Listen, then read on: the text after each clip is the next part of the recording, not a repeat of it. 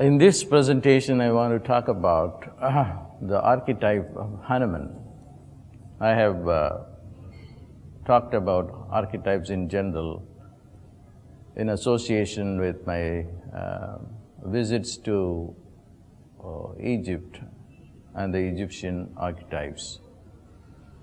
The archetypes are very powerful. That was the tool used by the ancient Egyptians.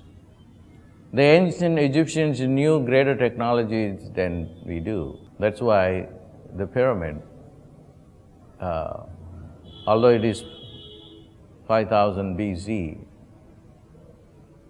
is still a standing monument of the technology that they had.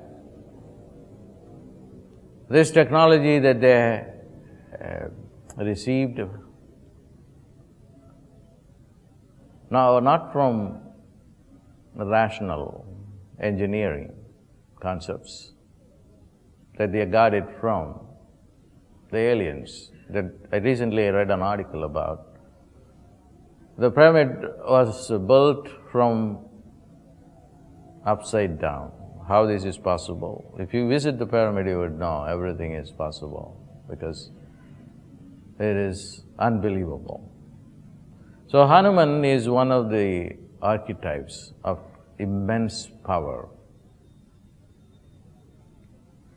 One of the important factor about the Indian archetypes, they never became extinct, or they never got disused, as in the case of the Egyptian archetypes. Hanuman is still very much alive, and each archetype comes alive at a certain period of time. Time plays a very important role. And in India, the Hanuman statues are coming up everywhere, humongous statues like 60 feet, 70 feet, everywhere. Even in Singapore, there are about few statues 60, 70 feet high. They have been built very recently. But that means the archetype is very alive and it is trying to help humanity. So it's a matter of establishing a relationship with this archetype.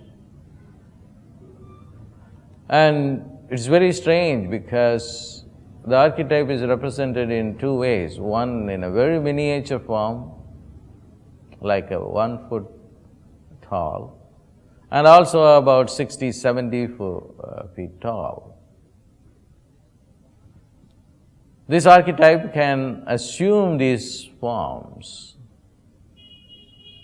and then can do things that are humanly impossible. The chants for this particular archetype, Hanuman, the monkey-faced god, says that he does what is impossible. Asadhya sadhaka swamin. He is one who does the impossible. And then the hymn says, is there anything that you cannot do? In this very short video, I cannot explain the power behind this archetype, but this archetype has been a pan-Asian archetype because you have it in China as well. The monkey god is also in China, but more prevalent in India. And there are rituals that are done in different temples to get in communication with this archetype. And one epic in India, the Ramayana, is centered around this archetype, Hanuman, who is able to fly in the air and go to Sri Lanka and come back. So it is to our advantage that we make connections with the archetype. I want to talk about one particular temple dedicated to this archetype. Politicians go there, business people go there in order to receive blessings from this archetype. And one ritual that drew my attention about this archetype is providing humongous amount of food, rice pudding particularly, to this archetype.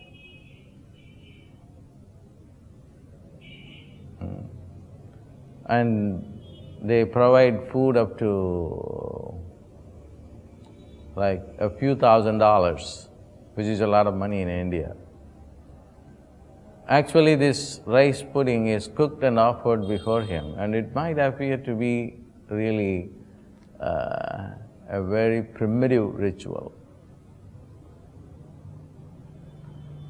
because the primitive logic is that if you eat more food, you will get more energy. So it's not as that simple as a primitive philosophy.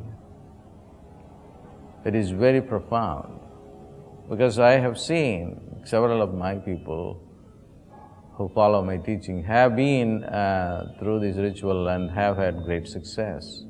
So I only look upon the results and not judge, because primitive people have greater intelligence than we do. So just to discard them as primitive is not even rational. So during this time of celebrating Hanuman, his birthday, AstroVed has planned on several offerings for Hanuman. And then I want you to take advantage of that. Go to the website and look at the offerings and get in communication with this archetype.